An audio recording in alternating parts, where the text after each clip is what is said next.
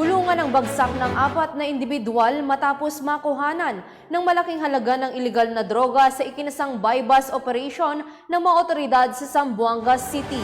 Mag-uulat dyan si Patrolwoman Ami Jean Cortez.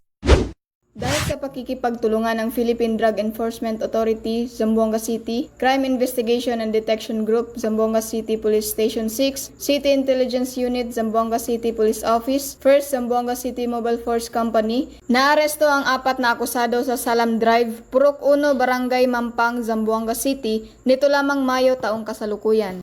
Kinilala ang mga sospek na si alias Tulo, 25 na taong gulang, si alias Junjun, 29 na taong gulang, si alias Jimmy, 30 na taong gulang, at si alias Abdurrahman, 27 na taong gulang.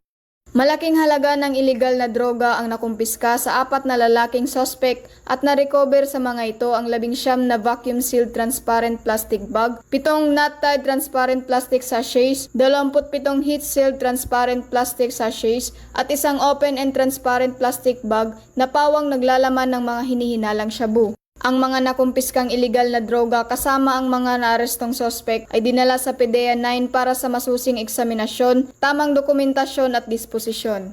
Mahaharap ang mga ito sa kasong paglabag sa RA 9165 o ang Comprehensive Dangerous Drugs Act of 2002.